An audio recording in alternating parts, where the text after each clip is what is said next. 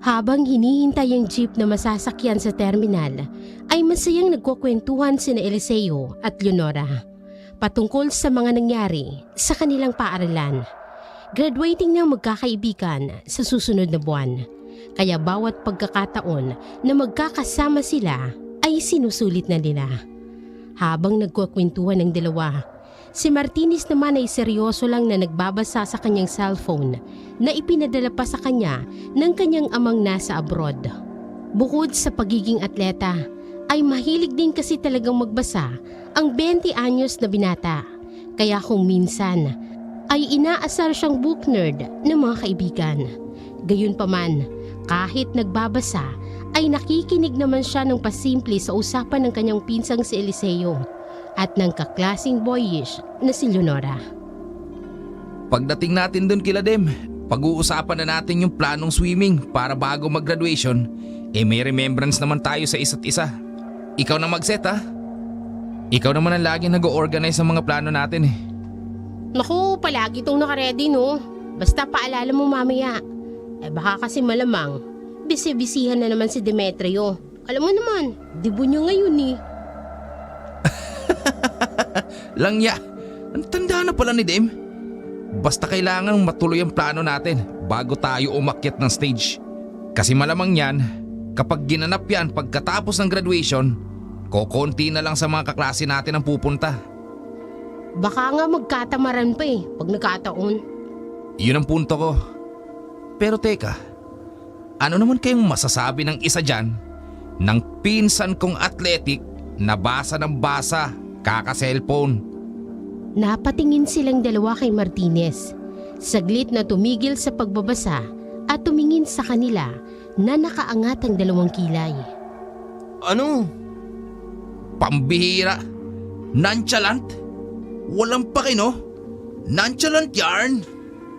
Napaismid lang ang binatang nakasalamin bago ibinulsa ang cellphone na tila napipilitang makipag-usap sa mga kasama. Naririnig ko naman pinag-uusapan kahit nagbabasa ako. Tang na. Malupit ang pinsan ko. Multitasking yan ha. Sige nga, anong pinag-uusapan namin?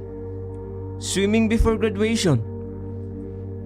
Tila namanghang nagkatinginan sina Eliseo at Leonora bago sabay na bumaling sa nakasalamin na binata na nakakunot noo lang. Para kayong mga timang dyan. Nung nakaraan pa ang usapan na yan eh. Yang swimming na yan. Hanggang dito ba naman?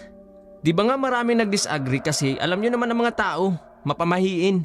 Malamang yung ibang parents, hindi papayag. Hindi papayag because... Walang budget. Napaismid na naman si Martinez dahil sa sinabing yon ng pinsan niya. At bago magpaliwanag, ay inayos niya muna saglit ang salamin na suot niya. Sabi kasi sa pamahiin, bawal daw maglalabas-labas o gumalaga ang mga taong graduating. Ikakasal o kung ano pang mahalagang selebrasyon sa buhay na magaganap. Kasi sabi sa kasabihan, malalapit daw sa panganib ang mga taong ganun. Actually, di nga rin talaga ako pinayagan ni Mama na sumama papunta sa birthday celebration ni Demetrio. Tumakas lang ako. Dapat kasi sinabi mong kasama mo ako. Di lalo akong hindi pinayagan. Alam mo namang walang tiwala sa'yo ang mama eh. Sa mukha mong yan. Natawa si Leonora sa pagkarinig doon bago sumabat sa usapan ng magpinsan. Grabe pa rin palang paniniwala ng mga tao eh no? Hindi nag-a-upgrade? Gaano ba kasi katotoong ganyang pamahiin? Ang alam ko lang, araw-araw naman talaga. Kaya walang hinihintay na mahalagang selebrasyon ng isang tao. Palagi talaga tayong malapit sa panganib. Ang aksidente ay aksidente. Walang nakakaalam kung saan, kung kailan, tsaka kung paano mangyayari. Exactly. Kaya feeling ko talaga, nagdadahilan na lang ang iba nating kaklase. Kaya ayaw sumama sa swimming bago mag-graduation. Ang totoo, wala lang talaga silang budget. Tama. Hindi naman kasi talaga lahat ng tao sa mundo katulad mo, tol. May kanya-kanyang paniniwalang lahat. Basta, ako, never naniniwala sa mga ganyan. Kahit probinsyano ako, paki ko sa mga pamahiin. Wala namang nawala sa akin eh. Engkanto, multo, kulam, aswang, umaligno. Lahat yan gawa lang ng malikot na imahinasyon. Kaya rin na-imbento ang libro ay dahil sa mga imahinasyong yan. Hindi na umimik si Martinez habang ang cute na babaeng chubby ay patango-tango na tila ba nadala sa sinabi ni Eliseo. Eksaktong pagkatapos ng usapan nilang yon ay dumating na nga ang sasakyan kaya agad silang tumayo sa kinauupuan at sumakay sa jeep hanggang sa mapuno na ito. Mabilis nang ding napuno ang jeep dahil panay-panay din ang pagdating ng mga pasahero kaya hindi masyadong naghintay ang magkakaibigan. Matapos maningil at makumpleto ng Barker ang mga pamasahe ay lumarga ng sasakyan. Napatingin pa si Martinez sa Barker at sa ilang pasahero dahil napansin niya kanina nang sabihin nilang sa Barrio de la Fe sila bababa ay tila nagulat ang ilang mga nakarinig. Hindi niya rin alam kung bakit pero nakaramdam siya ng kakaibang kaba. Pagkatapos noon at hanggang sa nagpatuloy na ang biyahe nila ay hindi na siya mapakali. Ang ginagawa na lamang ng binatang nakasalamin para maalis ang kanyang pangamba ay nagbasa ulit siya ng cellphone na eksaktong malolobat na rin. Ito ang mahirap sa cellphone. Napakadaling malubat. Hays. Ibinulsa niya ulit ang cellphone at tumingin na lamang sa tanawin sa labas. Diretsong daan lang ang tinatahak nilang lugar. Subalit dahil may kalayuan nga ang Barrio de la Fe, kaya inabot pa rin ang lagpas 1.5 oras ang kanilang pagbabiyahe. Wala pa rin tayo. Grabe, ang layo pala ng bahay ni Dem. Di ko inekspekto ah. Parang ibang rota kasi yata ang dinadaanan natin. Pero kung sa kabila siguro, mas malapit. Ang alam ko talaga may shortcut kasi yun, sabi ni Demetrio sa akin. Malayo raw talaga ang bahay nila. Pero nagsushortcut lang daw yung naghahatid sa kanya. Nakinig lang si Martinez sa dalawa sapagkat nakatuon siya sa kalye. Ang tanda niya kasi ay dumaan na sila sa lugar na yun pero hindi sa mismong De La Fe sila nagpunta. Sadyang makikita lang ang luma at malaking arko ng baryo. At hindi nga siya nagkamali. Pagkakita niya kasi sa arko ay saka nagsalita ang binata habang inaayos ang salamin sa mata. Kuya, sa waiting shed lang po kami ha. Napansin naman niya ang tila na makahulugang tingin ng ibang kasakay nila, pati na rin ang driver. Nang nasa bukana na sila ng baryo ng lumang jeep ay bumaba kaagad ang tatlo. Nadinig pa ni Martinez ang mag-asawang pasahero na nagbubulong-bulungan tungkol sa nasabing lugar. Nang nasa waiting shed na sila ay napatingin siya sa mga pasahero, nakitang pag-aalala sa mga muka. Napabulong tuloy ang binata dahil doon. Anong problema ng mga yun? Nang mawala na sa paningin nila ang sasakyan ay biglang tinapik ni Eliseo ang pinsan. Ano pang tinutunganga mo dyan? Tulala yarn? Wala. Umismid lang si Martinez, saka tinanggal ang salamin at pinunasan bago isinuot ulit. Pagkalaon ay muli silang napasulyap sa sasakyang hindi abot ng kanyang tanaw. Napabuntong hininga siya saka binalingan ng mga kasama. Nang mapansin niyang sila lang palang naroroon sa lumang waiting shed ay nagtaka rin siya. Hala, tayo na lang palang nandito. Nasaan na tayong mga kasabay nating bumaba sa jeep? Napakunot ng mukha ang dalaga bago magsalita habang napapakamot ng ulo. Wala talaga tayong kasama, Martin. Nangyayari sa'yo ha? Huy! Wala ba? Wala. Parang tangi naman to. Tatlo lang talaga tayo. Iyan kasi, kakatitig mo ron sa jeep. Pinakikinggan ko kasi yung mga sinabi ng mag-asawang pasahero sa katapat natin. Napakunot ng noo na naman si Leonora habang nakatingin kay Martinez. Bakit? Ano bang sinabi? Ano bang narinig mo? Oo nga tol, Care to share naman dyan, uy! Wala naman. Hayaan nyo na yun guys. Tara na kaya. Kasi ang sabi ni Demetrio nung nasa school tayo, di ba? Kapag nasa main entrance na tayo, lakarin na lang daw natin. Hanggang makita natin ang terminal ng tricycle. Tama. Tapos sumakay daw tayo dahil mura lang naman. Sabihin lang natin ang Celestio Compound. Alam na ng mga taga rito yun. Sana all na lang talaga may compound. So, let's go na guys! Naglalakad ng tatlo, papasok sa baryo ng De La Fe, pero halata pa rin sa mukha ng atletang binata ang pag-aalala matapos ang narinig sa mag-asawang pasahero kanina. Hindi niya sinabi ang tungkol sa bagay na yun sa mga kasama sapagkat ayaw niyang masira ang excitement ng dalawa. At isa pa, tsak natatawanan lang siya lalo na ng pinsang si Eliseo. Narinig kasi ni Martinez ang pinag-uusapan ng mag-asawa sa jeep, ang tungkol sa baryong pupuntahan nila, na kung saan ay maraming araw aswang ang naitatala. Bihira raw ang mga normal na taong nakalalabas ng buhay sa lugar na iyon. Ang nasabing baryo kasi ay malayo at nasa pinakadulo ng kanilang lugar, kaya hindi malabong totoo rin ang sinabi ng mag-asawa sa jeep kanina. Napabulong na naman tuloy si Martinez habang pinagmamasdan ang dalawang kasama. Hindi naman siguro kami ipapahamak ni Demetrio. 4 na taon na kaming magkakakilala. Tila nagising ang binatang atleta sa malalim na pag-iisip nang tapikin na naman siya ng makulit na pinsan dahil nakita ng mga ito ang terminal ng tricycle.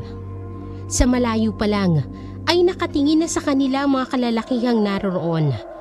At ibang pakiramdam ni Martinez sa mga tingin na yun. Para kasing hinuhukay na ang buo nilang pagkatao. Kaya umiwas siya ng tingin habang napapabuntong hininga. Nakakatakot naman makatingin ang mga tao rito. Ano ba itong nangyayari sa akin?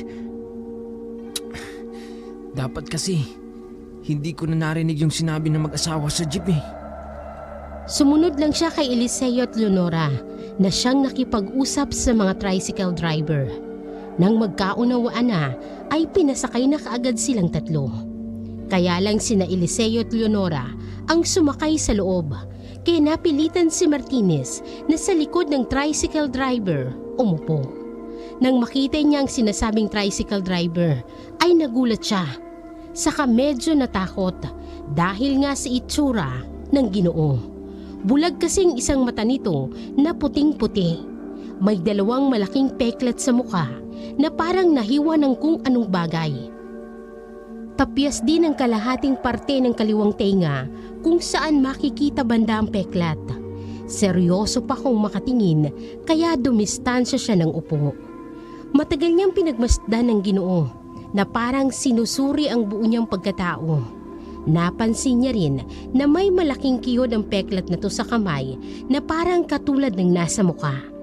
Napabulong na naman siya nang wala sa oras. Saan kaya ito nakipagbuno si Manong?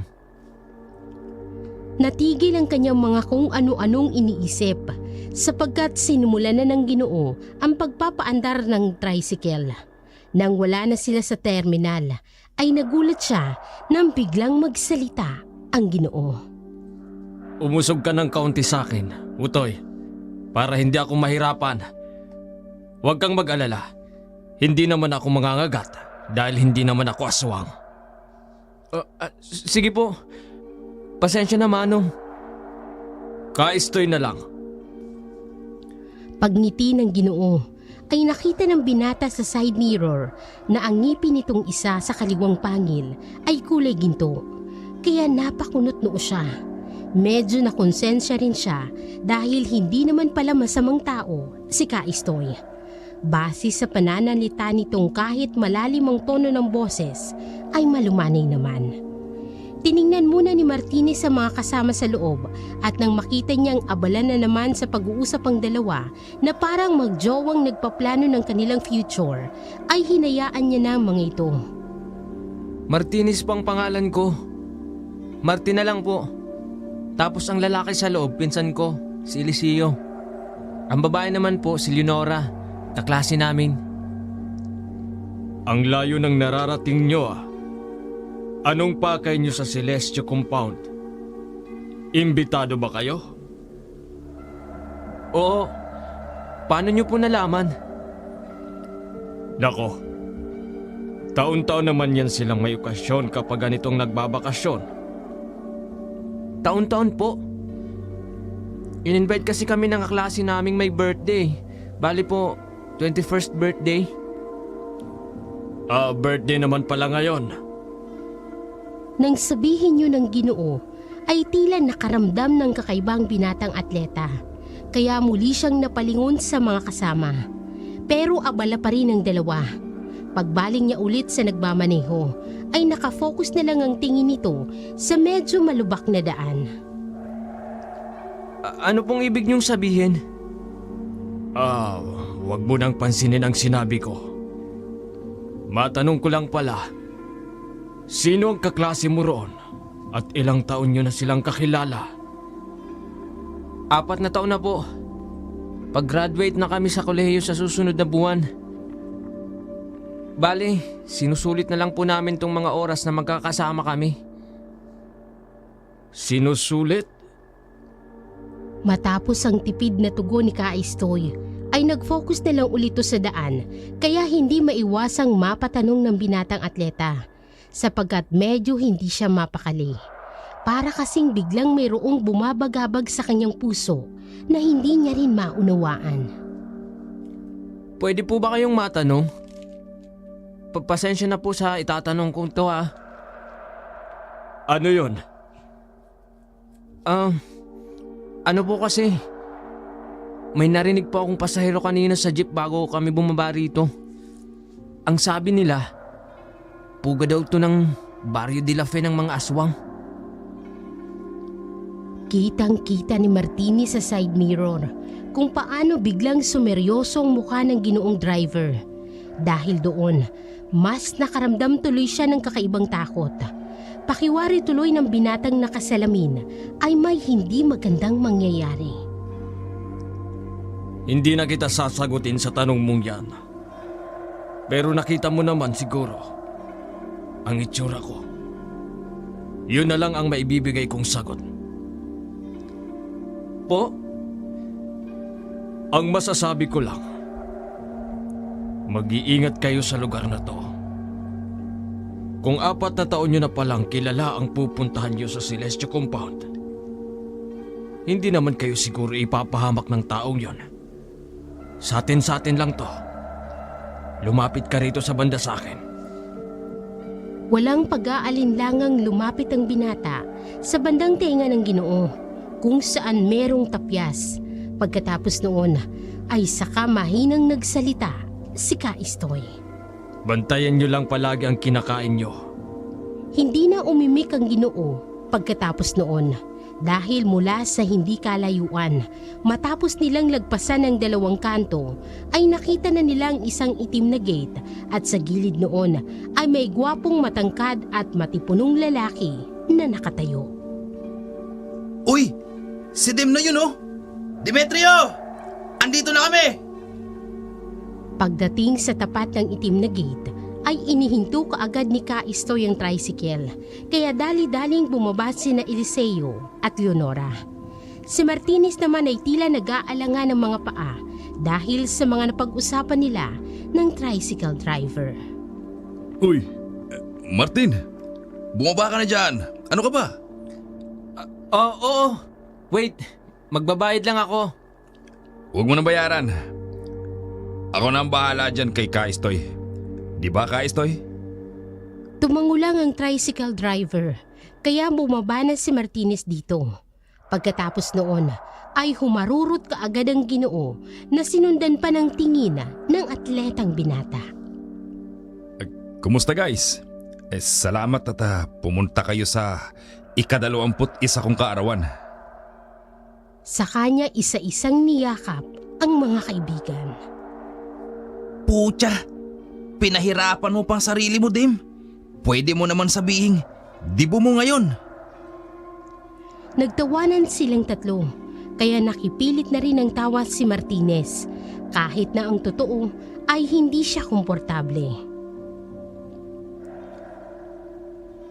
Guys, tara sa loob. Welcome sa Celestio Compound.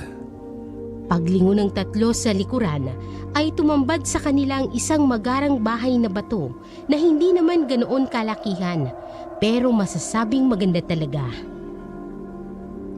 Wow! Pambihira! Ang yaman nyo pala. Pero sa public university ka lang nag-aaral? Baliw. Di ako mayaman.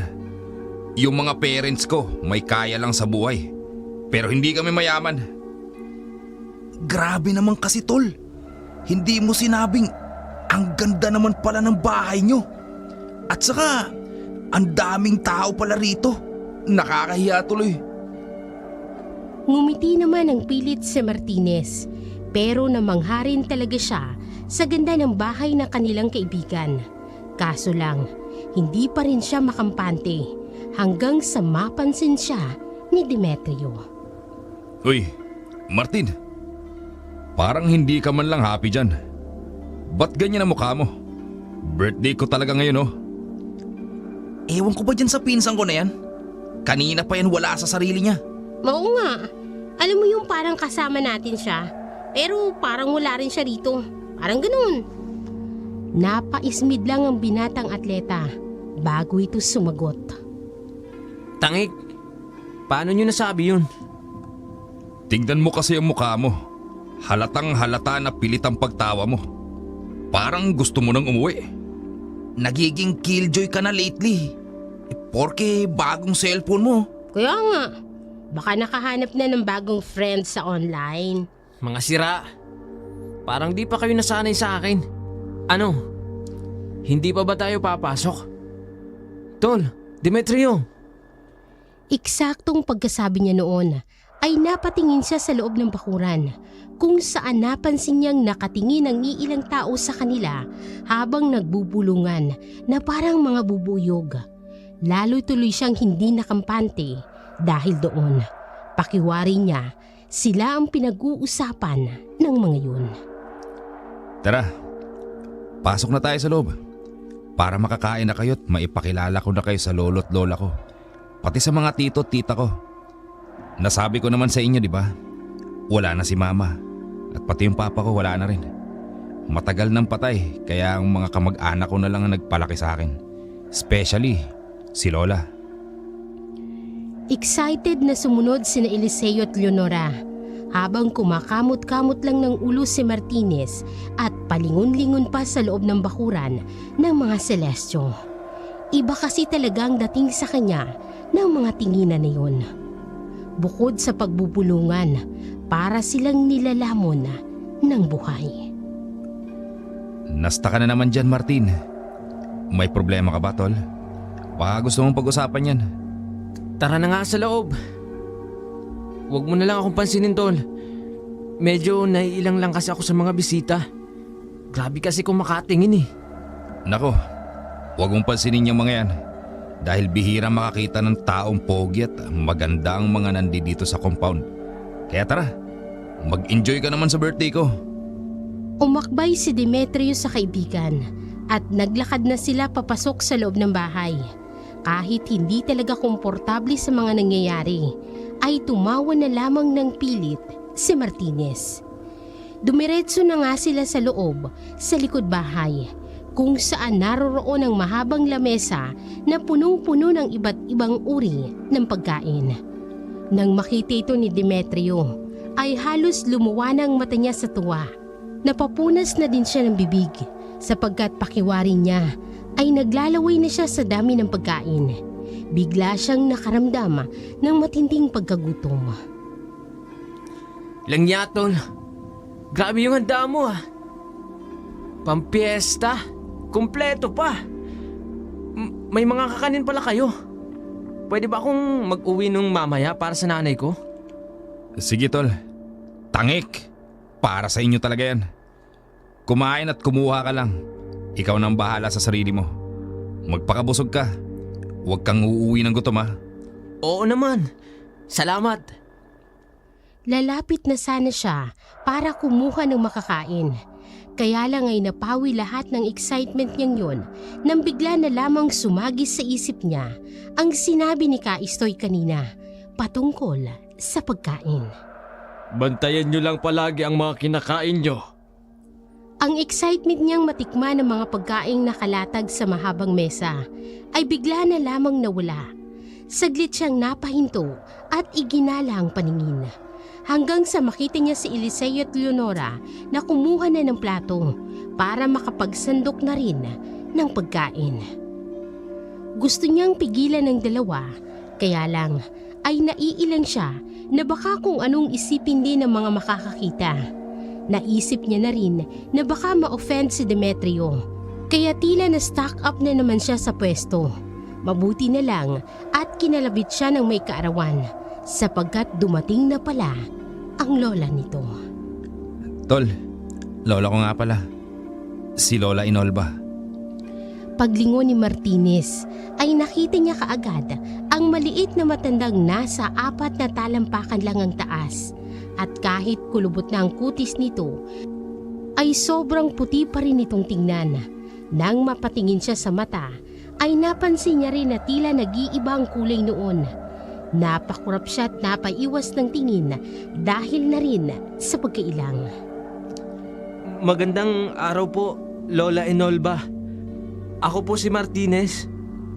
Nang makipagkamay siya sa matandang babae, ay ganoon na lang din ang pagkabigla niya dahil napakalamig ng kamay nito na para ng bangkay. Ngumiti pa sa kanya ng makahulugan si Lola Enolba, pati na ang mga kasama nitong kalalakihan na nasa likuran. Ikinagagalak kitang makilala, Martinez. Ikaw pala ang sinasabi nitong apo ko na matalik niyang kaibigan sa paaralan. Pagsaya ka lang sa kaarawan ni Demetrio. Maiwang ko muna kayo. Marahang naglakad ang matandang babae na sinundan ng mga alipores nito papunta kina Eliseo at Leonora na nagpakilala rin. Pagkatapos noon ay sa kanya ulit binalingan ng kaibigan na nakangiti na sa kanya. Tol, huwag kang ma-offend ha. Ang lamig sobra ng kamay ng lola mo. Para akong humawak sa patay. Gagi. 100 plus na kasi yan si Lola Inolba. Biruin mo, ang lakas pa rin. Saka ang puti pa rin ang balat kahit kulubot na. Seryoso ka? 100 plus? Putik. Anong sekreto niya? Laman at dugo. Dahil sa narinig na yun, ay biglang nawala ang ngiti sa labi ng binatang atleta. Napalitan yun ng matinding kilabot hanggang sa tapikin na lamang siya ni Demetrio. Biro lang, baliw. Kumain ka na ron. May pupunta na ako saglit. Basta, mag-enjoy ka lang dyan, tol. Babalikan kita mamaya. Alam mo naman, medyo maraming bisita ngayon. Wala nang nagawa si Martinez kung hindi ang pagmasdan na lamang ang kaibigan na papalayo. Dahil doon ay nabaling ang tingin niya kina Eliseo at Leonora na abalang-abala sa pagkuha ng pagkain at sa pagngata. Ayos. At iniwan akong mag-isa. Natigilan siya sa pagsasalita sapagkat napansin na naman niya ang kakaibang tinginan ng mga taong nando doon. Dahil doon ay naglakad na lang ang binatang nakasalamin papunta sa lagayan ng mga pinggan, saka kumuha ng plato para makapagsandok ng makakain. Mula sa hindi kalayuan ay natanong niya pa sina Leonora na nakapwesto sa isang table malapit sa pinto kung saan pumasok si Demetrio kanina. Masayang nagkukwentuhan ng dalawa habang magiliw din na kumakain ng mga karning sinandok nila mula sa mahabang mesa. Doon na nga lang ako pupwesto habang hinihintay si Demetrio. Kung iwan ako no? Akala nila sila lang dalawang magkasama. Parang chaperon lang yata ako ng 2 eh.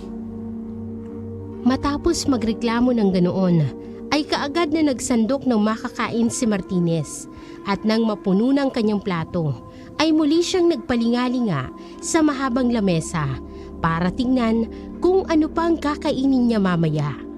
Tuluyan ang nawala sa isip niya ang mga bili ni Kaistoy dahil gutom na talaga siya. Tila ba mismong mga pagkain na sa mahabang hapagkainan ang nagsasabi sa kanya na kainin na sila. Ilang saglit pa ay nahapyawan niya ng paningin ang isang kakaibang putahing naroroon din sa nasabing lamesa. Mukhang masarap ang itsura nito kaya naman lumapit siya roon. Subalit natigilan din matapos makita ang tila sariwang dugo na siyang nagsisilbing sabaw ng nasabing putahe. Parang dugo naman to. Doon niya biglang naalala ang usapan nila kanina ni Demetrio. Tol, huwag kang ma-offend ah. Ang lamig sobra ng kamay ng lola mo. Para akong humahawak sa patay. Gagi, 100 plus na kasi yan si Lola Inolba. Biruin mo, ang lakas pa rin. Saka ang puti pa rin ang balat kahit kulubot na. Seryoso ka?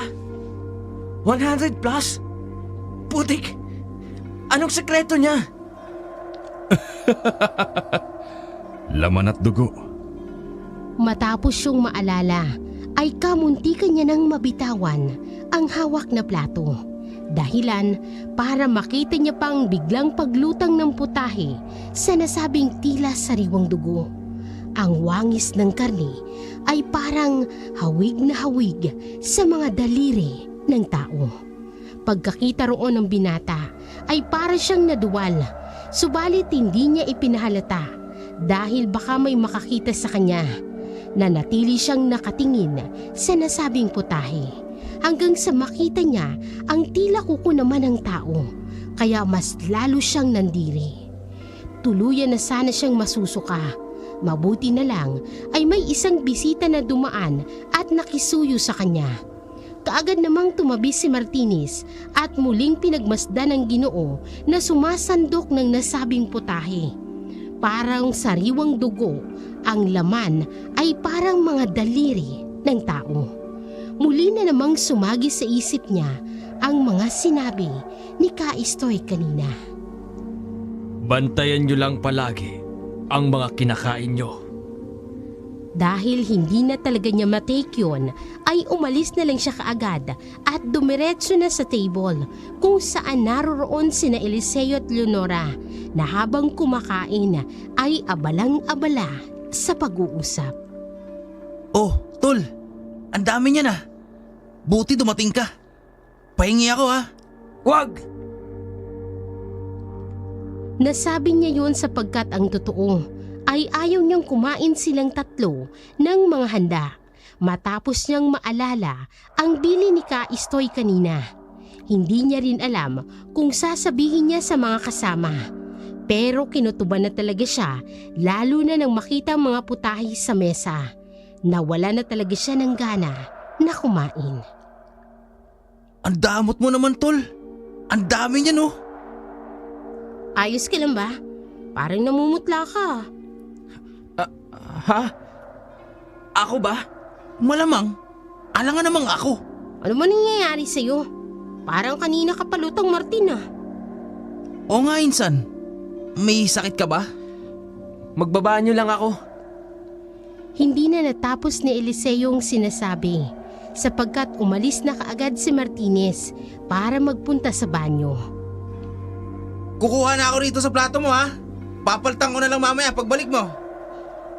Hindi na inintindiyo ni Martinez dahil nagmamadali siyang makahanap ng palikuran at nang makita niya ang malawak na banyo ay nagtungo kaagad siya sa inidoro at doon dumuwal ng dumuwal. Matapos maisuka ang lahat ay gumaan kahit papaano ang kanyang pakiramdam. Hanggang sa makarinig siya sa katabing pinto. Meron kasing 3 pinto ang nasabing malawak na banyo.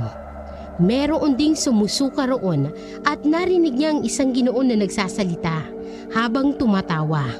Makailang ulit pang sumuka ang lalaki sa kabilang pinto habang umiiyak at tila nagmamakaawa. At sa muling pagsuka ng lalaki ay kitang-kita niya mula sa ilalim na may tumalsik na mga sariwang dugo mula sa suka ng nasa kabila. Pagkatapos noon ay mas lalong natarantang nandoon habang nagmamakaawa sa pag-iyak. Dahil doon ay pinanayuan ng balahibo si Martinez. Simula sa talampakan ay mabilis na gumapang ang kilabot na yon papunta sa kanyang batok, dahilan para masukan na naman siya ulit. Napatingin din siya ulit sa bandang gilid dahil mas dumadami ang dugong isinusuka ng nasa katabing pintuan. Shit! Dali-dali niyang pinunasan ng sarili at lumabas ng banyo para tunguhin ang kanyang pinsan at si Leonora. Aayain niya na kasing umuwi ang mga ito. Ang kaso lang ay wala nang dalawa sa pwesto nito kanina. Dahil doon ay lalong kinutuban si Martinez para sa kalagayan ng kanyang pinsan at ng kaklase. Langya talaga! Natigilan na siya sapagkat naramdaman niyang mabigat na tingin ng mga tao sa kanyang paligid na para na siyang nilalamon ng buhay. Nasaan na ba sila Eliseo at Leonora? Pati si Demetrio! Dahil sa hindi niya makayanan ng tingin ng mga taong naroroon, kaya napilitan na lamang siyang lumabas. Doon niya lang napansin ng ilang minuto na lang ay kakagat na ang dilim. Nagpatuloy siya sa paglalakad sapagkat ramdam na ramdam niya ang malaking pagbabago sa buong lugar. Ang ibang mga bisita ay nakikita niyang parang sumusuka na kahit hindi pa naman nagiinom. May mga nakatingin din sa kanya habang nagtatawanan, pero may mga tingin din na tila nanlilibak at nanlilisik. Dahil sa takot ay lumabas siya ng gate, pero pansin niya pa rin ang nakakakilabot na tingin ng mga tao sa loob ng compound. Nang nasa labas na siya ay muli niyang nilingon ang magarang compound sapagkat gusto niyang balikan sina Eliseo at Leonora. Ang kaso lang ay nag-aalangan siya. Lalo na nang makita niyang tila nakaabang na lang sa kanya ang mga taong nasa loob na kapag pumasok siya, tiyak ang kapahamakan. Kailangan ko silang balikan. Pahakbang na siya nang makarinig ng pamilyar na boses mula sa likuran. Huwag ka nang babalik sa loob. Palubog na ang araw. Sumunod ka sa akin. Bilisan mo! Pagkakita niya kay Kaistoy ay wala sa sarili siyang sumunod dito. Tumakbo sila hanggang sa malampasan ng kalyeng tulay na siyang tanging daan papasok at palabas ng compound ng mga Celestio. Hindi napansin yun ni Martinez kanina noong papunta sila, kaya nagtaka siya at napatanong nang wala sa oras. May tulay ba kayong nadaanan kanina, Kaistoy? Yan lang talaga ang nauna mong itanong. Bilisan mo! Doon ko ipinarada ang tricycle ko para hindi nila marinig. Nang makasakay sila roon, ay kaagad na binuhay ng Ginoo ang makina ng motorsiklo. Napatingin pa ulit si Martinez sa gawin ng compound. Dahil nag-aalala talaga siya sa kanyang pinsan at kaibigan. Saka mo na sila isipin. Isipin mo muna ang sarili mo. Kapag inabot ka ng gabi sa compound ng Celestio, siguradong mapapahama ka. Paano po ang pinsan ko? Pati ang kaklase ko? Pasensya na. Pero wala na tayong magagawa kundi ang maghintay. Pinaharurot na kaagad ng Ginoo ang tricycle palayo sa lugar na yon. Dahil sa madilim na ang paligid, kaya dinala muna ni Kaistoy ang binatang atleta sa kanyang bahay.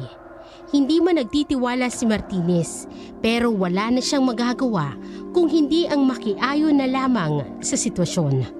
Pagdating at pagpasok nila sa bahay ng Ginoo ay nagulat siya dahil maraming kung ano-anong maliliit na garapon ang nakalatag sa isang mesa. May mga kolorete rin at nakasabit sa bawat sulok ng dingding ng bahay na iba't ibang imahe, hugis at kulay.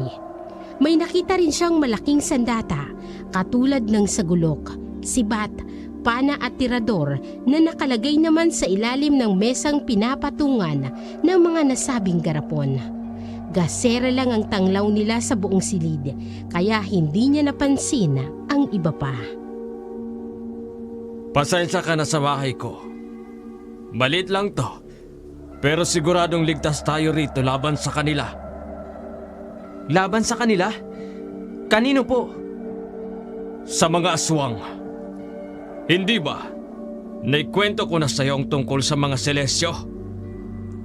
Taon-taon silang nagdaraos ng kung ano-anong handaan tuwing ganitong buwan at araw. Kasal, birthday, binyag at kung ano-ano pa.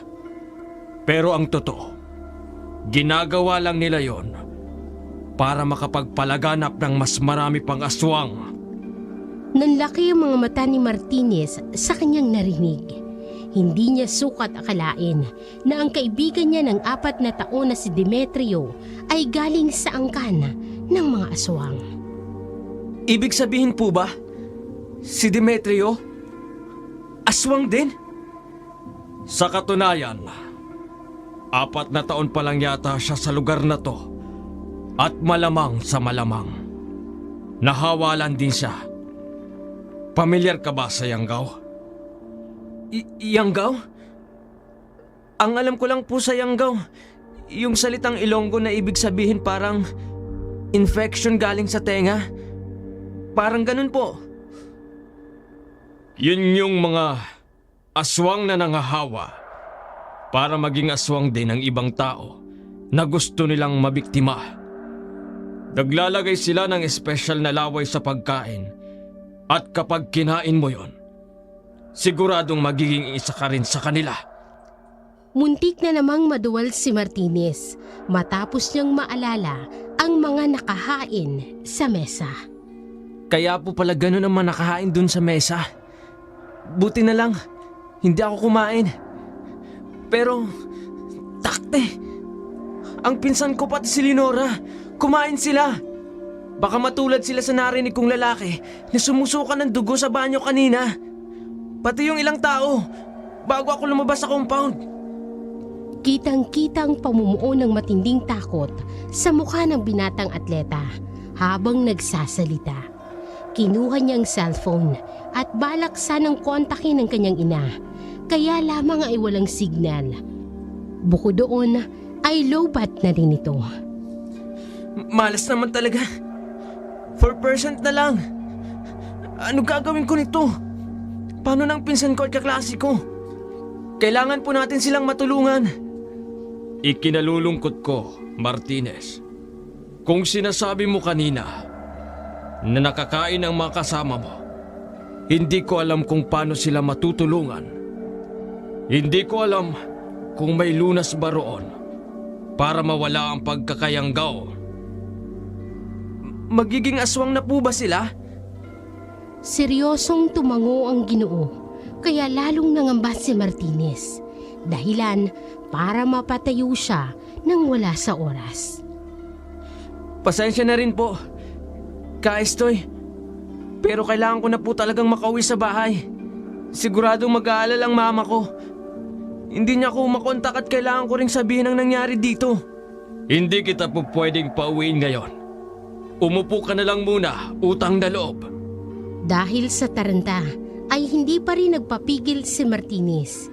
Iginiit niya na kailangan niyang makauwi dahil na rin sa takot na baka sa lugar pa lang to siya mamamatay. Dahil doon ay napilitan tuloy ang Ginoo na itulak siya hanggang sa mapasandal at mapaupo siyang ulit. Huminga naman ng malalim si Ka-Estoy bago na upo sa harap niya at nagsalita. Nakikita mo ba itong itsura ko ngayon? Ito ang pwedeng mangyari sa'yo kapag ipinagpilitan mong makauwi ngayon. Sa lugar na to, mas marami ng aswang kaysa sa mga normal na tao. Ang iba, naglilipatan na. Tumigil sa pagsasalita ang Ginoo. Kumuha muna siya ng tubig sapagkat nakita niyang umiiyak na lang ng tahimik si Martinez.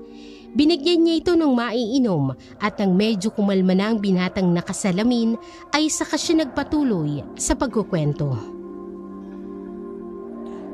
Nang makita ko kayo kanina, gusto ko na lang kayong hayaang mabiktima ng mga taong yon.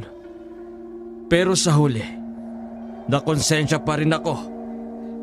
Ito ang dahilan kaya hindi ako umaalis sa lugar na ito. Dahil kahit papano, gusto kong mapigil ang paglaganap ng mga aswang. Dapat talaga silang mapigilan.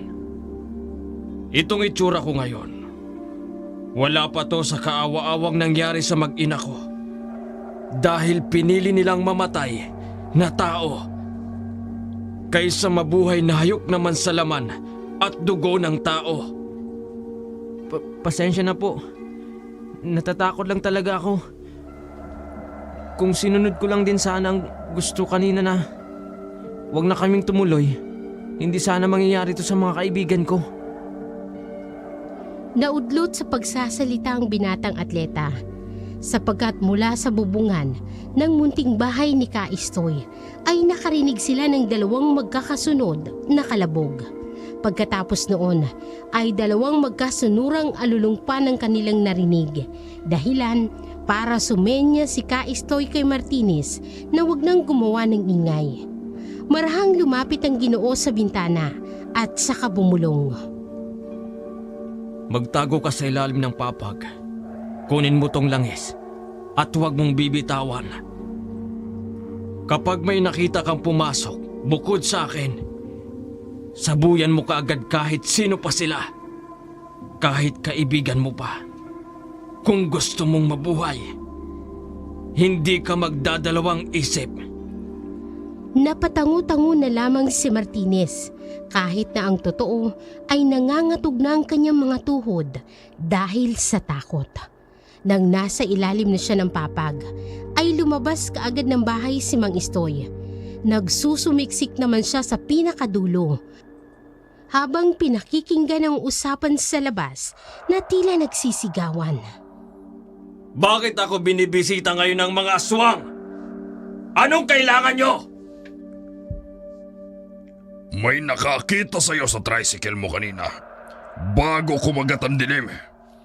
Eksakto, may nawawalang bisita ngayon doon. Hindi mo naman siguro sinama yun dito at tinago, di ba, Estoy? Tanga ba ako? Para dalhin sa bahay ko ang di ko naman bisita? Bakit hindi nyo subukang hanapin sa bahay ng kapwa nyo aswang? Kayo na lang din ang nag-uungasan dahil mga hayo kayo sa laman at dugo ng tao. Estoy. Napakatabil pa rin ang dila mo.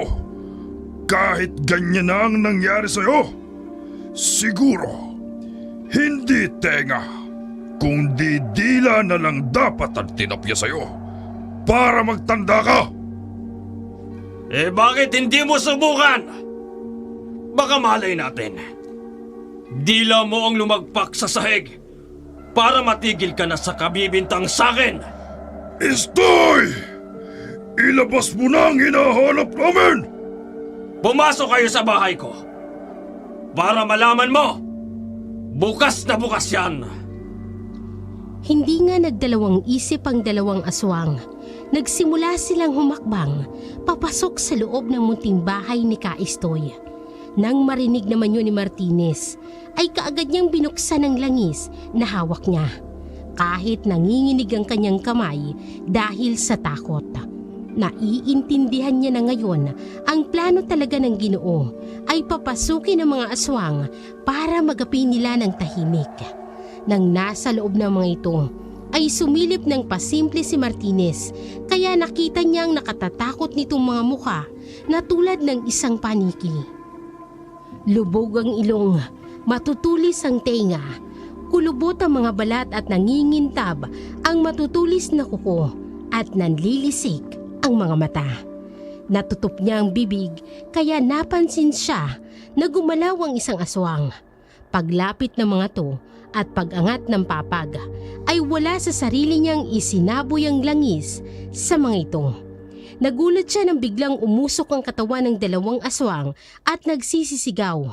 Pero bago pa sila makaungol upang makapagtawag ng iba pang aswang, ay ginilitan na sila sa liig ni Kaistoy.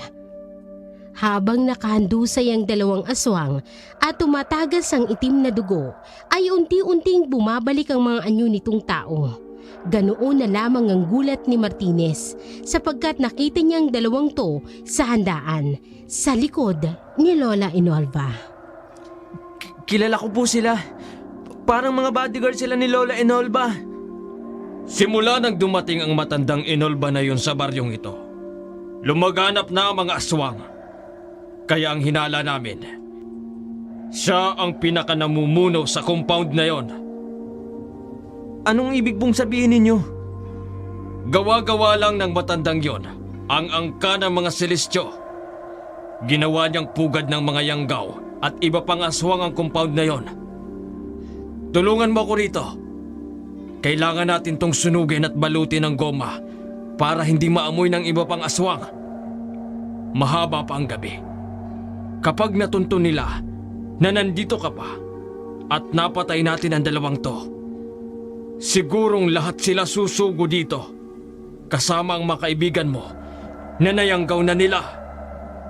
Hindi alam ni Martinez kung anong mararamdaman matapos marinig ang mga sinabing yun ni Ginoo. Kaya habang tinutulungan niya ang Ginoo ay para siyang lutang at wala sa sarili. Sa likod bahay nga ni Kaistoy ay sinunog nila at binalot sa goma ang katawan ng dalawang aswang na napatay nila. Nang umalingasaw ang amoy nito sa hangin ay napatakip ng ilong ang dalawa at pagkatapos noon ay pumasok na rin sila kaagad sa loob ng bahay at doon nagpalipas ng gabi. Dahil gutom na rin, naghain ang Ginoo ng makakain nilang dalawa. Habang si Martinez naman ay pilit pa ring ipinoproseso sa kanyang utak ang mga nangyayari. Hindi pa rin kasi siya makapaniwala sa mga ito. Parang kanina lang kasi, ang saya-saya pa nilang nagtatalo-talong magkakaibigan patungkol sa walang katuturang bagay ni hindi niya sukat akalain na mauuwi sila sa ganitong sitwasyon. Dapat talaga nakinig na lang ako kay Mama. Nung di niya ako pinayagang pumunta sa lugar na to. Totoo talagang pamahiin. Bakit kasi tumakas-takas pa ako sa bahay? Uli na para sisihin mo pa ang sarili mo, Martinez. Kumain ka na muna para makapagpahinga tayo pareho. Siguradong sa mga oras na to, hindi lang ikaw ang hinahanap ng mga aswang, kundi pati ang mga napatay natin. Kahit walang gana, ay sinikap ng binatang atleta na kumain. At pagkatapos noon, ay nagpahinga na muna sila ng tahimik. Gustuhin niya mang makatulog habang hinihintay na sumikat ang araw, ay hindi magawa ni Martinez. Iniisip niya pa rin sila Eliseo at Leonora, pati na rin ang matalik na kaibigan sa paaralan na si Demetrio. Hindi niya rin lubos maisip na ang mabait niyang kaibigan sa loob ng 4 na taon ay naglihim tungkol sa katauhan nito. Bakit mo kami niloko, Demetrio? Napabuntong hininga siya ng malalim bago mapalingon sa natutulog na Ginoo na nahihimbing na sa pagtulog. Paano niya nagagawang makatulog sa ganitong sitwasyon? Parang wala siyang napatay na tao kanina. Hindi na maituturing ng mga tao ang mga pinatay ko kanina. At saka hindi lang ako ang gumawa nun. Huwag mong kalimutang kasama ka, Martinez. Nagulat ang binata at nanahimik matapos ma-realize na gising pa pala si Kaistoy. Nakapikit lang ito at nakikiramdam sa kapaligiran sapagkat katulad ng sabi niya kanina, Anumang oras ay maaaring sumalakay sa kanilang mga aswang. Kung hindi sila magiging alerto, ay tiyak ang kamatayan. Wala po ba tayong gagawin para mapigil sila? Tayo? Opo, Kaistoy. Di ba, sabi mo kanina nakasama ako sa pumatay sa mga aswang? Ibig din sabihin, kasama na ako sa laban na to. Kahit natatakot ako, wala nang atrasan to. Kaya ang tanong ko po, wala ba tayong gagawin para mapigil sila? Ang gawin mo sa ngayon, matulog. Magpahinga ka na. At huwag na muna magsalita para makapagpahinga na rin ako. Dahil sa pagkadismaya, ay tumalikod na lamang ang binata at ipinikit ang mga mata para makatulog. Dala na rin ang matinding pagod. Hindi niya namalayan na tinangay na ang diwa niya papunta sa karimlan. Ang kaso lang, nadala niya hanggang sa panaginip ang mga nangyari kanina. Ang mga sumusuka ng dugo at nagmamakaawa sa malawak na banyo ng magarang bahay ni na Demetrio. Ang mga nakakasulasok na pagkain na gawa sa laman at dugo ng mga tao. Ang mga tingin ng mga naroroon sa compound na parabang nanlilibak at gustong mangain ng buhay. Ang mga nakakaloko at malademonyong tawanan. Ang mga aswang na nakaengkwentro nila ni Kaistoy. Lahat ng yun ay sumama hanggang sa kanyang panaginip. Kaya nangingilabot ang binata nang mapagtanto niya na panaginip lang ang lahat. Bigla siyang dumilat. Subalit laking gulat niya nang makita ang sarili na nakapwesto sa duguang upuan at nakatali ng mahigpit. Napapalibutan din siya ng mga aswang at nagtatawanan habang kumakain ng sariwang laman ng tao. Pinilit ko mawala ni Martinez, kaya lang ay mahigpit ang pagkakatali sa kanya, kaya wala rin siyang nagawa. Maya-maya pa ay bigla na lamang lumitaw sa kung saan si Demetrio na nasa likod nito sina Eliseo at Leonora. Ganoon pa rin ang mukha ng tatlo, kaya lang ang katawan nila ay katulad na ng mga aswang. May hawak din silang iba't ibang uri ng lamang loob ng tao. Ang kay Leonora ay sariwang abdo. Ang kay Eliseo naman ay sariwang atay, habang ang kay Demetrio ay sariwang puso. Sabay-sabay na nagsalita ang tatlo, pero boses na pinaghalo-halong dyablo ang naririnig niya. Kainin mo to para maging kaisa ka namin, Martin! Sa takot ay nagkakawag-kawag siya kahit alam niyang hindi rin naman siya makakawala. Pilit niya ring itinitikom ang bibig niya. Kaya lang ay walang kahirap-hirap itong ibinuka ni Demetrio. Kainin mo to para maging kaisa ka namin, Martin! Sinundan niyo ng malakas na tawanan ng mga nagkakasiyahang aswang hanggang sa maramdaman niyang tila nalunok na niya ang sariwang lamang loob ng taong ipinakain sa kanya. Hindi! Hindi! Hindi! Hindi! Gising, Martin!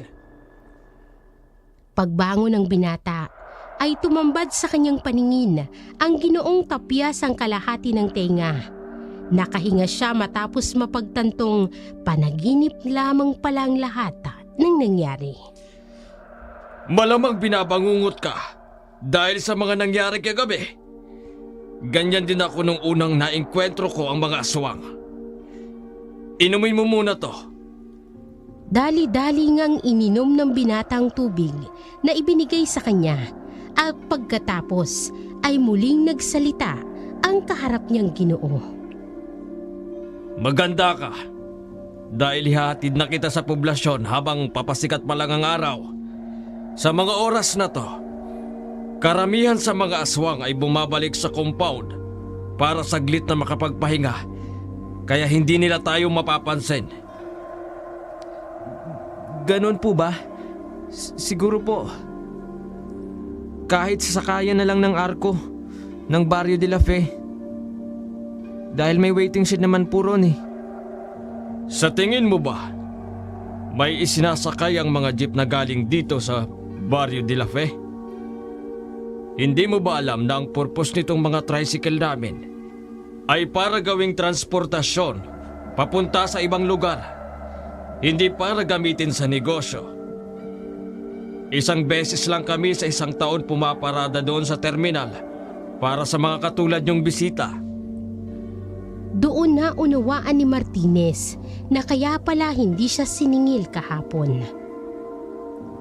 Kung ganun po, planado pala talaga nilang lahat-lahat.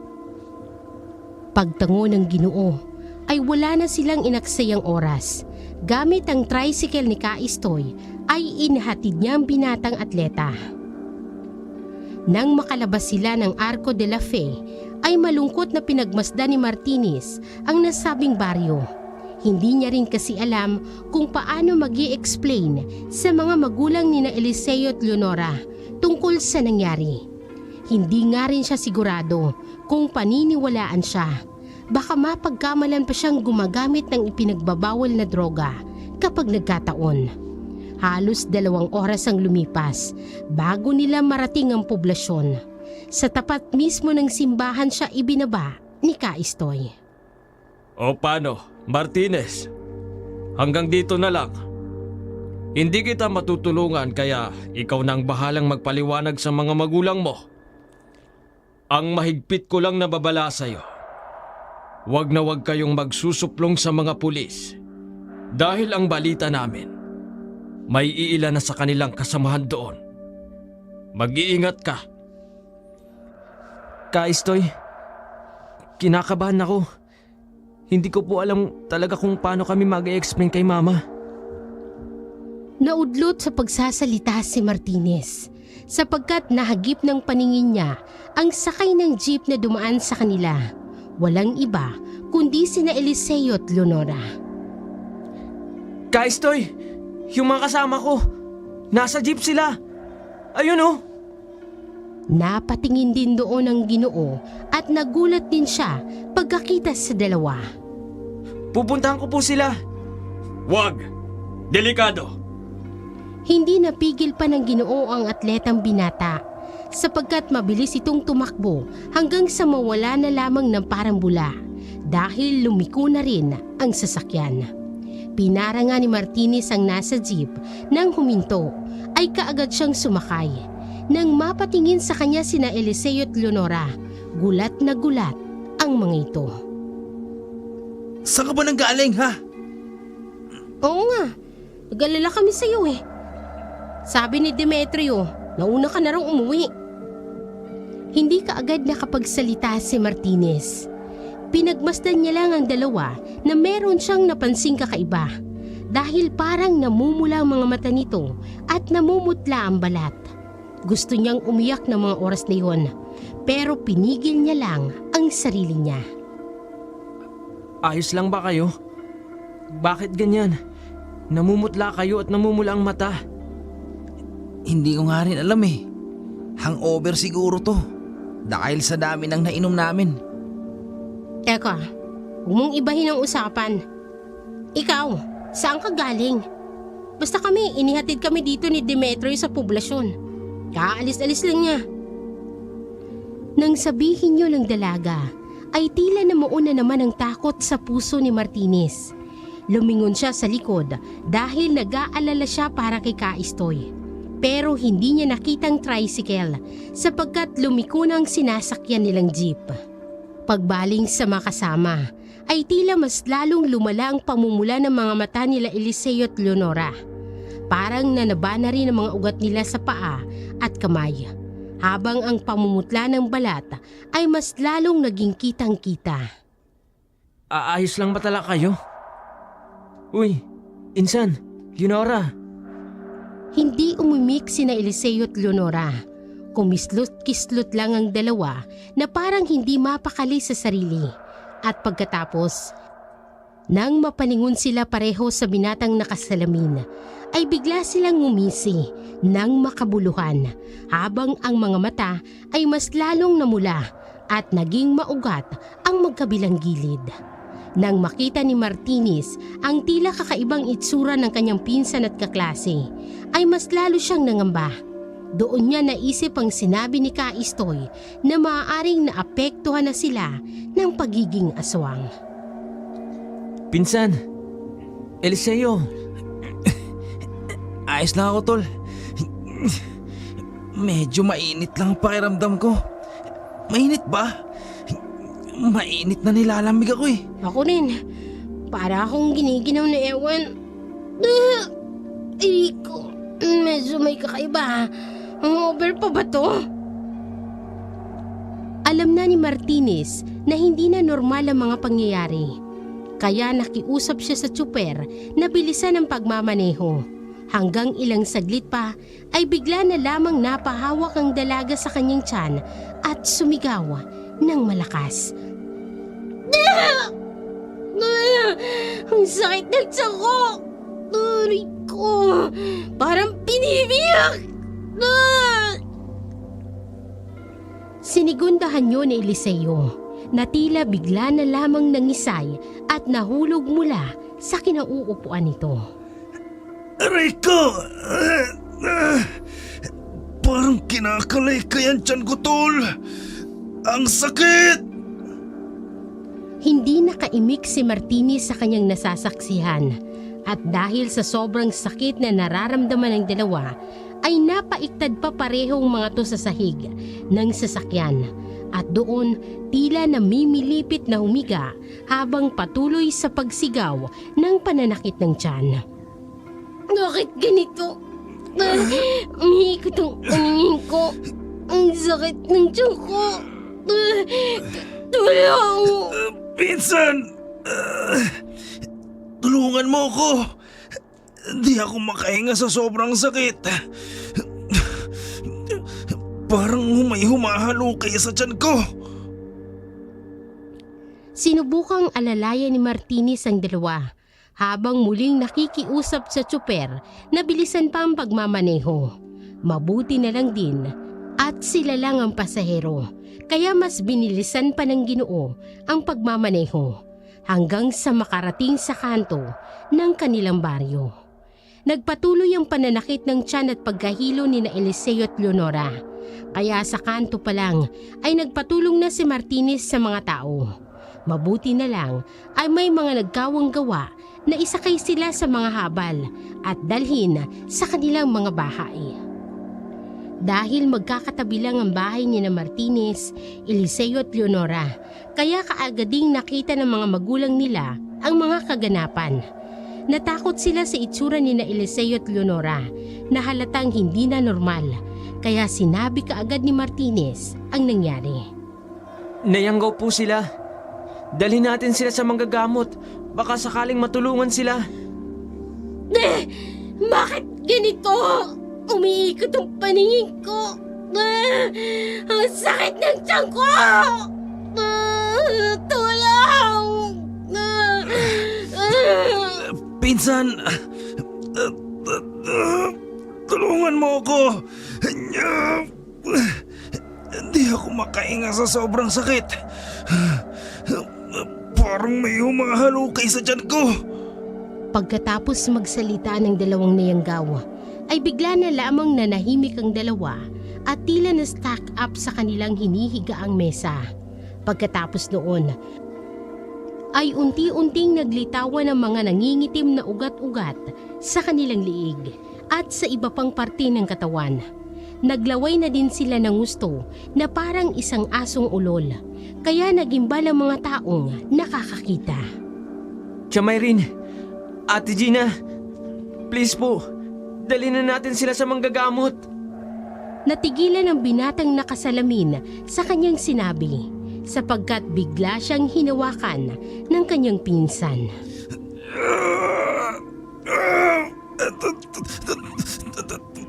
Tulong! Hindi ko makontrol ang katawan ko. Para akong naiinitan. Para akong may gustong gawin. Ako rin. Ang sakit niya ng tiyak ko.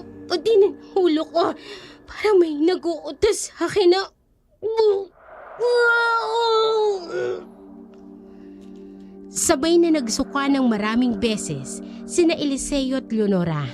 Nang makita ito ni Martinez at nag-iba pang taong naroroon, ay mas lalo silang nagimbal. Sabay-sabay din nilang natutop ang bibig at ilong dahil sa kakaibang amoy at kulay ng isinuka ng dalawa. Tia Mayrin, Ate Gina, please po, dalhin na natin sila sa manggagamot bago pa sila tuluyang maging aswang at makakain ng karne ng tao. Pagkasabi niyang yon, ay tinabig siya ng dalaga at nang matumbas si Martinez sa sahig na may suka, ay saka naman tumayo si Eliseo na tila tuluyan ang nawala sa katinoan. Habang nakatayo ang dalawang nayanggaw sa lamesa, ay doon na nga bumungad sa kanilang lahat ang unti-unting pagbabago ng itsura ng mga ito.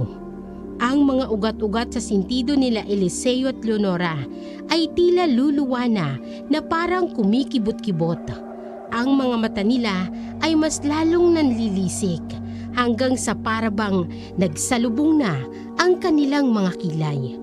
Habang unti-unting lumalabas ang matatalim na pangil, ay sabay na napaungol ang dalawa, dala ang sakit at init ng katawan na nararamdaman. Mas naglaway sila na parang asong nauulol at pagkatapos ay unti-unti ring naglagas ang kanilang mga buhok. Ang mga daliri nila ay nangingitim na rin, pati na ang mga kuko ay unti-unting humahaba at naging matalim habang patuloy sa pag-ungol. Ang pinakahuling nagpagimbal sa mga taong naroroon ay nang makita nilang mag-aanyong paniki na sina Eliseo at Leonora.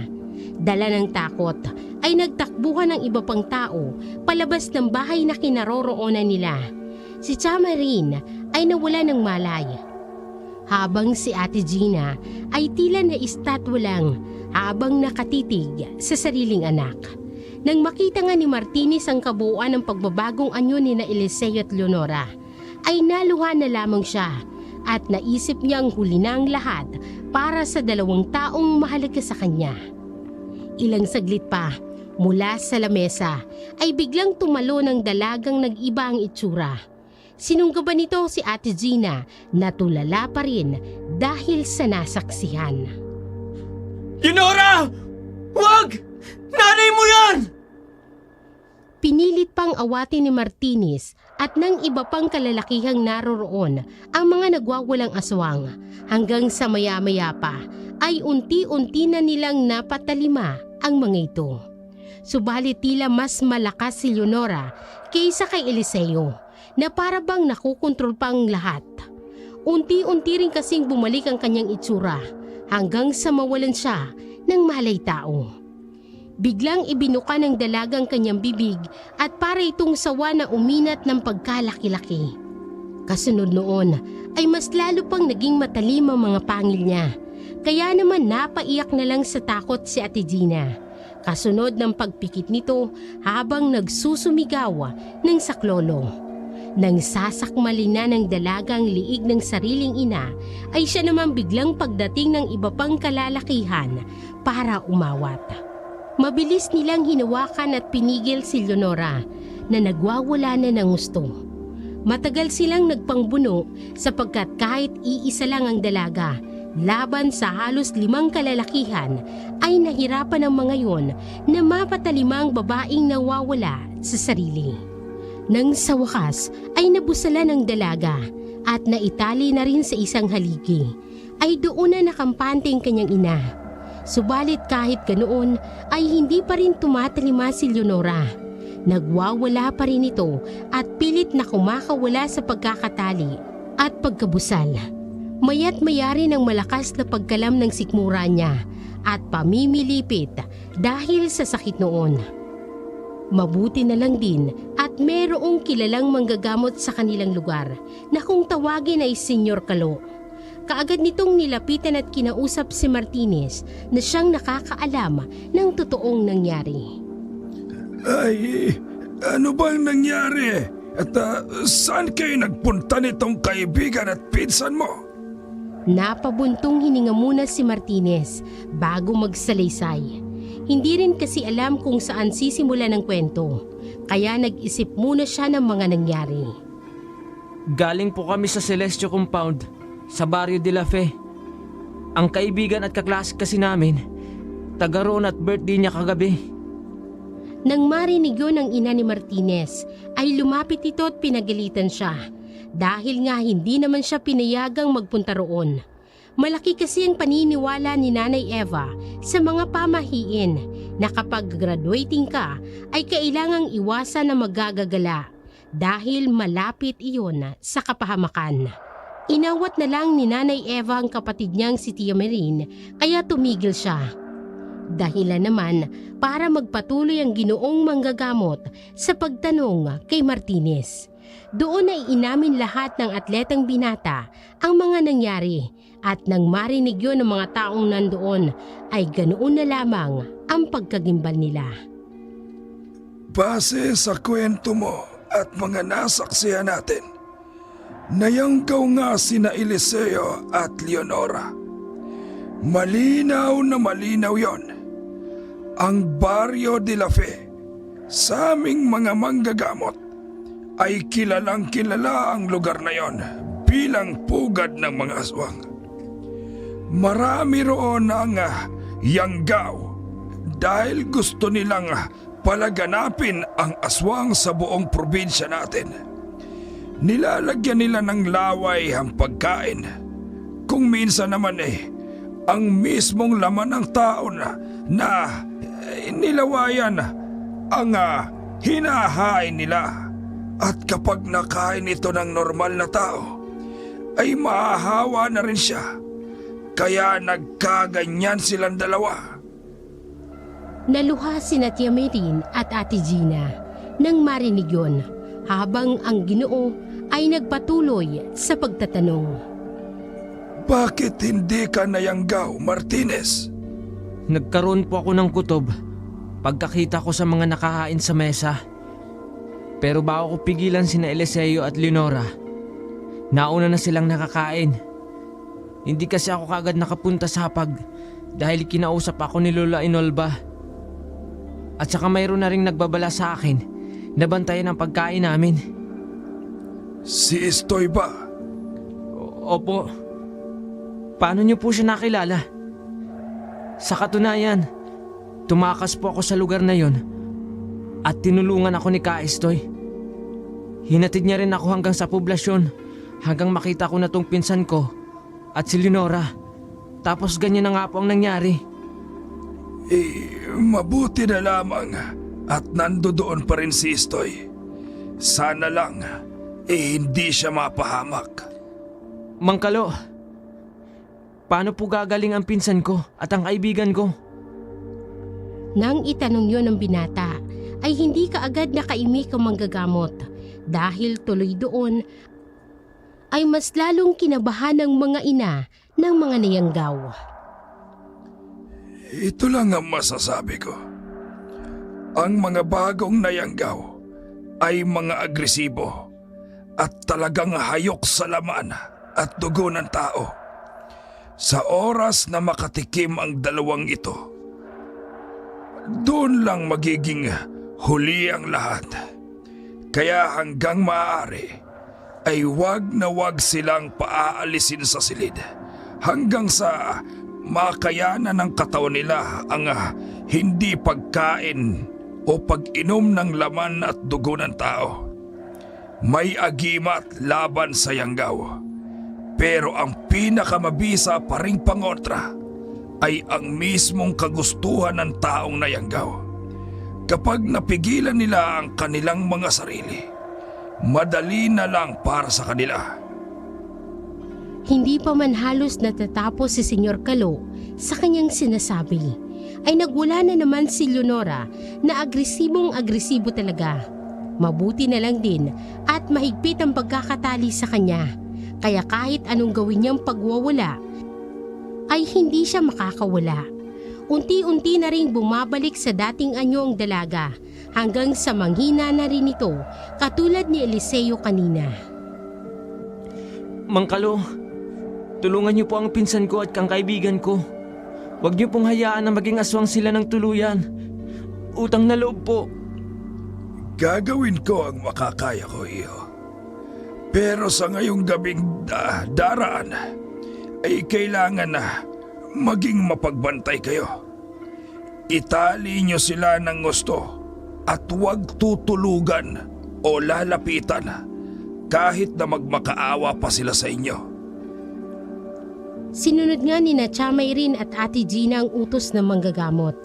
Pagsapit ng gabi ay maraming kalalakihan ang nagbantay sa dalawa. Kahit anong pagpipilit nila at pagmamakaawa nila Eliseo at Leonora sa mga tao, ay nagbingi-bingihan lang ang lahat para lang maitawid nila ang gabi. At sa biyaya ng may kapal ay nasurvive nga nila. Kinabukasan, mabilis na kumalat ang balita tungkol sa nangyari sa dalawang graduating student na nayanggaw. Kaya naman, kasama ang ilang opisyalis ng poblasyon ay kaagad na tinungo ng mga itong compound ng mga Celestio sa Barangay de la Fe. Subalit, wala rin naman silang napala dahil wala nang naging patunay. Sakalang naisip ni Martinez na tama ngang sinabi ni Kaistoy na meron na ngang mga opisyal sa kanila na kabilang na rin sa mga aswang na naroroon sa compound. Wala na ring nagawa ang mga tao, kundi maging maingat na lang sa mga susunod na mangyayari. Naging aral sa kanilang nangyari kina Eliseo at Leonora. Lumipas pa ang ilang araw. Sa tulong ni Senyor Kalo ay unti-unting nakontrol ni na Eliseo at Leonora ang sarili. Hindi nga sila kumain ng laman at dugo ng tao. Subalit kahit normal na pagkain ay hindi rin natitake ng kanilang mga sikmura. Kahit anong pilit nila ay iniluluwalang nila ang mga ito. Hanggang sa dumating ang isang madaling araw, biglang naalimpungatan si Martinez. Pinuntahan niyang silid na nilaan para kina Eliseo at Leonora tuwing gabi upang hindi sila makapaminsala. Nasa pinakagitna lang ito ng bahay kung saan silang tatlo ang nakatira. Sinilip niya ang dalawa sa grills hanggang sa maaninag niya ang mga ito. Pero nagtaka siya dahil tatlo na ang tao sa loob. Kumusta, Martin? Nang marinig niya ang boses ng kaibigan, ay bigla na lamang siyang kinilabutan. Pero sa huli ay iwinaksin niya kaagad yun at nagtapang-tapangan na hinarap si Demetrio. Anong ginagawa mo rito? Anong ginawa mo sa kanila? Bakit wala silang malay? Huwag kang mag-alala at matakot. Hindi ako naparito para gumawa ng gulo. Gusto ko lang makatulong. Pinatulog ko muna sila saglit.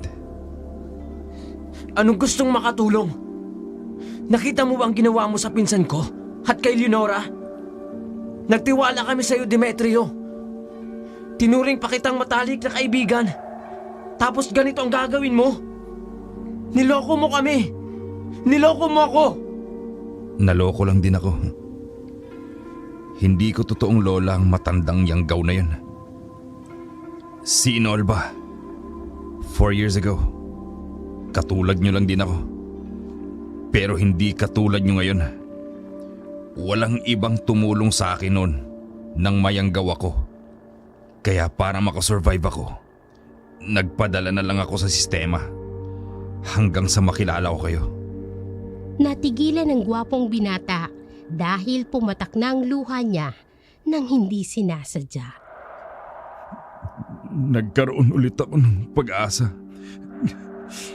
Simula nang makilala ko kayo. Sinikap kong mamuhay bilang normal na kabataan sa loob ng 4 na taon. Pero, sorry kung nagawa ko to sa inyo. Kaya ako nandito. Dahil kung huli na ang lahat para sa akin, hindi para kay Eliseo at Leonora. Marahang lumapit si Demetrio at meron itong inilapag sa tapat ng rehas na isang maliit na botelya. Nagpatulong ako kay Kaistoy na makuha ito. Pero sa kasamaang palad, hindi siya nakaligtas. Gamitin mo yan at ipainom sa kanilang dalawa pagkagising nila. Tuwing gabi, sa loob ng 1 linggo, Hindi ko alam ang tawag dyan. Pero sigurado akong babalik sila sa dati dahil nakita ko na kung paano yun gumana. Pagkatapos noon ay naglakad na siya palayo, pero natigilan din dahil nagsalita ang matalik niyang kaibigan. Saan ka pupunta? Hindi ko rin alam. Pero malamang sa malayong malayo, yung hindi ako masusundan ng amoy demonyong inolba na yun. Pati ng mga alagad niya. Hiling ko lang, pagbigyan ng tadhana ang kahilingan ko na pagtagpuin tayong apat sa tamang panahon. Wala na ngang inaksayang oras ang poging lalaki. Tumakbo na to papalayo hanggang sa mawala na sa paningin ni Martinez. Naging mabisa nga ang panglunas, kaya bago pa ang graduation ay tuluyan ng gumaling sina Eliseo at Leonora. Nakaakyat pa sila sa stage at tumanggap ng diploma, habang si Demetrio naman ay hindi na nakita kailanman. Habang hinihintay ang jeep na masasakyan sa terminal, ay masayang nagkukwento